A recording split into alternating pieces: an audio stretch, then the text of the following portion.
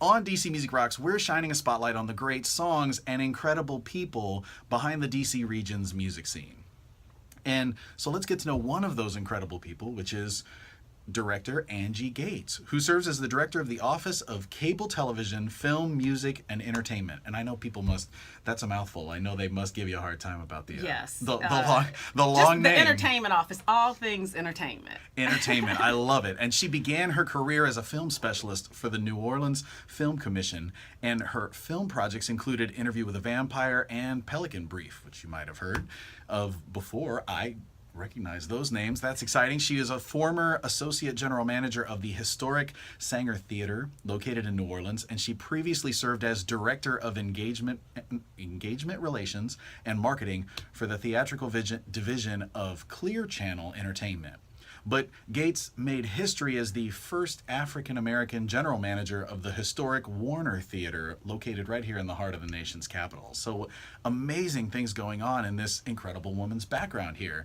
She's an alumni of the University of New Orleans and serves as a board member of the New Orleans Theater Association and the Negro Hall of Fame. And she's also, as she mentioned, a member of the Recording Academy here in DC. So I first came across Angie and the office when I was putting together the local music calendar on the website for DC Music Rocks, and they were kind enough to help me with the funding to help get the coders to create this amazing resource that I've been able to build. So it is, first and foremost, I finally get to say to you, thank you so much for that, helping me with that and that opportunity. And listeners, it's with great pleasure that I introduce Director Angie Gates. Well, I'm delighted to be here. That's an impressive background. I did those things. You sound pretty incredible, right? And here you are. And yeah. But I'm glad we were able to support on the calendar. DC is a musical icon city.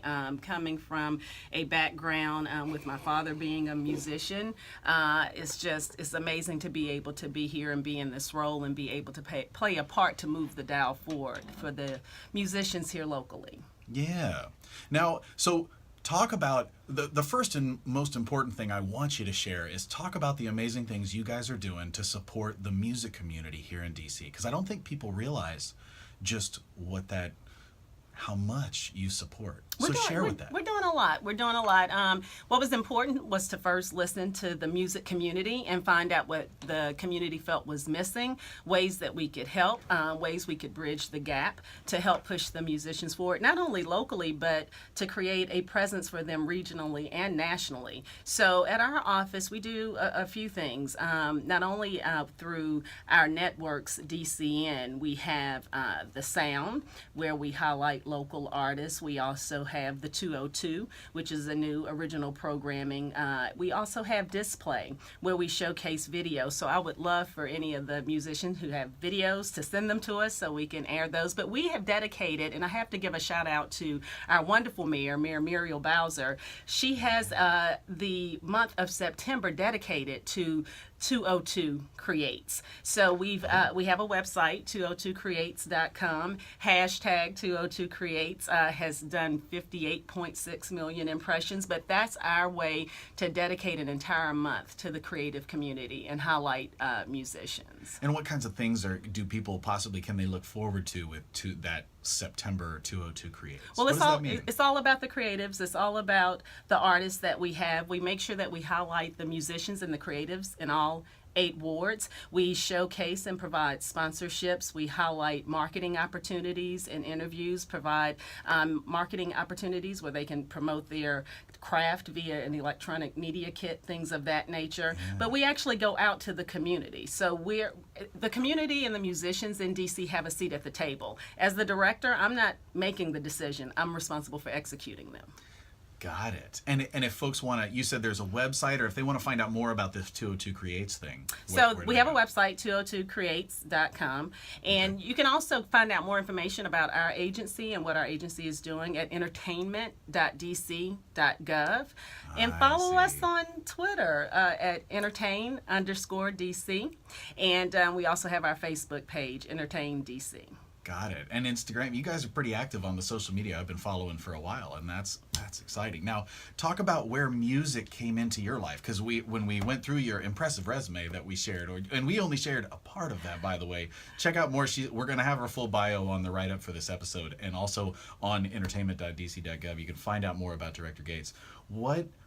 Talk about where music came into your life, or how music has influenced your life. So music is just part of who I am. It's part of my DNA. So my dad was a jazz saxophonist. He played the keyboards. He played the clarinet. He went to a historic black college, Jackson State, known as the Sonic Boom. So I think I was listening to music before I actually was birthed, when my mom would be on the road with my dad at different gigs. You were I in the womb. In the womb, I was rocking it out. I love it. So, from the time I can remember, as far back, my dad would do his rehearsals and his gigs. He would do rehearsals at our house. So I would be in the living room rocking out, hitting my little, keyboard as he was performing. So it's been a part of who I am. I also think that music is the universal language. So it's allowed me culturally to be able to identify with my various walks in life. I mean, when I was in New Orleans, I was with Cash Money. Like, I did the very first Cash Money, concert. So Wow. You switch over here, and now I'm rocking out to Go-Go, and had an opportunity to work with the legendary Chuck Brown, recently, Rare Essence. So it's a part of who I am. Without music, I'm non-existent. So. Did you ever play instruments, or or was it like the? Oh, I'm a great air guitarist. Like, I'm a great air guitarist, and I play a mean tambourine, if you want. Oh, there it is. Oh my God, the tambourine. And you said a mean air guitarist. I almost want to ask you what song comes to mind for playing air guitar. Wait, I have this. Somehow I think that there's a picture in your mind when you said that of you playing. Was it to a song or something? That's a memory. I don't know. Nirvana and Pearl Jam, I would always rock out to. And like a little hidden secret with me, like when I wake up in the morning, like I'll turn on the radio, or play, something on Pandora, and I'm just dancing. Like it's a constant concert going on in my head. I feel like it's like a T-shirt we should put out. Like it's a constant concert going on in my head. It's so good. I think the musicians would love that for sure. So now, what about you outside? So you've got you're director of this incredible organization. You're doing great things around DC. When it comes to outside of work and like your hobbies and your personal life, who's Angie outside of work? So, I would say this. I've learned to do a little bit better with my work-life balance. I enjoy cooking. I really have an appreciation for quiet time. So I think I for years would have never-ending days. So in the world of entertainment, you would start 10, 11 o'clock. Your night may not end till 1 or 2 o'clock in the morning. So I would have like never-ending days, just, all the time. But for now, I really take time and I sit back and reflect. I love being with my family. And friends. That's very, very important to me. But cooking, I exercise. So I wake up every morning and I'm on Capital Bike Share. Oh, I is that how you get to work? Or you exercise? No, that's my exercise. But I take the train. I had a Camry for 23 years. It finally died on me. And I said, we have a great transportation here in the District of Columbia. So I hop on the train, I hop on the bus, and Capital Bike Share. I ride it every day. I do about 7 miles a day. Oh my goodness! And your exercise, you ain't kidding about the exercise, because those bike share bikes are heavy bikes. They are they are heavy. They're heavy. And our rec centers in DC have great aquatic centers, and so I'll do that as well. But just taking walks throughout the Capitol Hill area, that's where I live, and just being with my neighbors, family, and friends. Like, I have a true appreciation for that.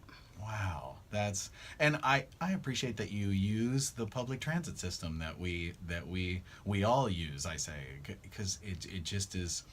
Well, that's encouraging to hear. So And I listen to my appreciate that. music along the way. That's right. You got So- the headphones in, and there's something, I don't know. I'm on the fence because I feel like on bike share you can use one earphone, and that's still okay because you can still hear the traffic, can but still then you hear. can still do the music. I don't know. I don't And know what the law always says about wear a that, helmet. but yes. Always wear a helmet. Wear a helmet. Absolutely. All right. So now, what about, so when you, biggest success moment that comes to mind when you think about what the amazing things you've been doing with the DC government? What comes to mind? A few things. Being able to be on the journey with Mayor Bowser. Prior to my position, I was her traveling chief of staff, and I was also the operations director when the government transitioned. So that was a big success because I mean, it was like almost reading a novel, you know, every day. And then all of a sudden it's inauguration and you're like in the moment of the hard work and everything that you experienced. So it's also very beneficial to me being here in DC. When I was in New Orleans, I left one entertainment venue and came here, and Katrina happened maybe about a year after I was in this area, but I was heading back to New Orleans. And the way that the DC community embraced me during that time, like, even though I lost what I thought was home, well, DC really is home. And the welcoming that I got, not only from the musicians and the creative community, but just the people here collectively as a whole. To me, that's success. You know, to me to me that's success, to build those type of lifelong relationships as well. So it's twofold. So I take it from what you're saying, then you're not going to be going back to New Orleans. You're going to stick around DC for a little while. I'm going to stick around longer? DC for a while longer. All right. I dig it. We get to DC. keep her, guys. This is exciting. All right, for at least a little while. Now, one of the things I want to make sure that, well, I've got two questions I want to ask. The first question is the same question that I always ask it's one of my favorite ones to ask, and that is, if you could offer one piece of advice, what would it be? Don't give up. So I think, especially in the entertainment industry, there's a lot of competition. There's going to be always someone that tells you you're not good enough. You didn't make this group. You're not going to get this opportunity to perform. And it's very, very important not to give up, because it can become very discouraging. And sometimes you even have to change the people around you. That's another piece of advice I want to give you. If you're in a circle of negativity or people are not trying to lift you up to say, look, you can do this, you just have to work hard. But more importantly, it's that moment when you're like, this is it. I'm throwing in the towel. I'm not going to do this anymore. I've heard no for the final time. There's no opportunities for me. Just, you know, think back to this moment and hear my voice saying, don't give up, because it's going to be that pivotal time where things will change. So you just can't give up. And you're talking like that's from some personal experience too. Oh, absolutely. What comes to mind when you think about that, when a time when you didn't give up? So I can think of several, but I think a few things have been, and I'll just tell you a quick funny story. I was on tour at one point, and you're only as good as your next tour. That applies to musicians. That applies to the promoter.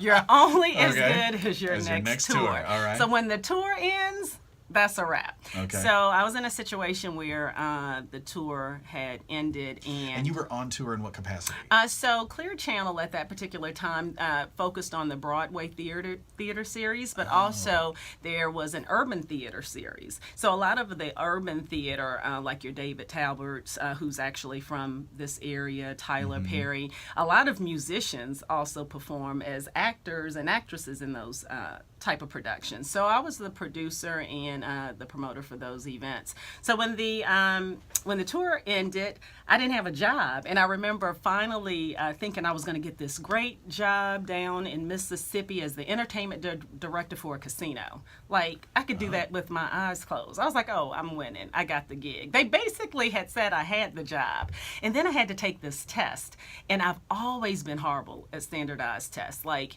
even in elementary school, like the CAT exam. Like, I took the ACT, made a 14. then took a prep course for the ACT and like got a 12. That's how bad it was. But I took the standardized test and like out of a rating of 100%, I scored like a 20.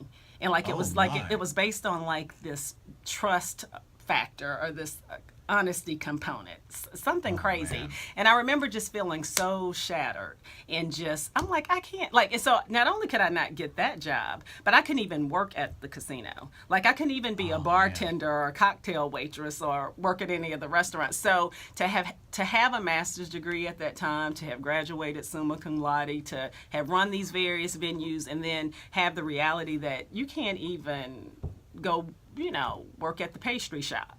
That was devastating, and I really thought it was the worst. But I came back with a vengeance. Yeah, and God, look I at didn't you give now. up. I'm glad you didn't give up. I'm glad you ended up here now. And that's just one story. It's many more. And many more. So next time you see Director Gates, make sure you ask her for another one of those stories. I'm going to next time I see her. That's for sure. All right. So now I want to.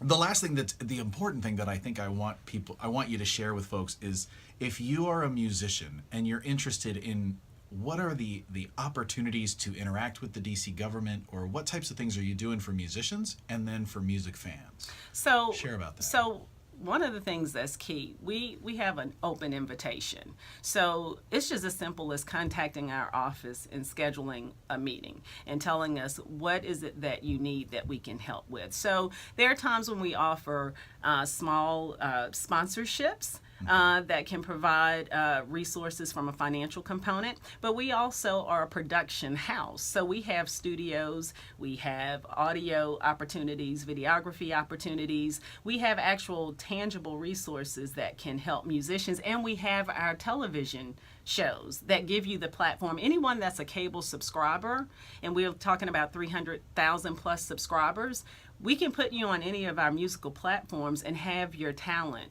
showcased. For 202 Creates, not only are we focusing on that during the month of September, but that's a year-round initiative. So we welcome any of those opportunities. I would also encourage individuals to get involved with the Recording Academy. That's a great resource, and you're surrounded by musicians that can provide opportunities there as well. But come be a part of the 202 Creates family. But we're here to help. We're here to serve.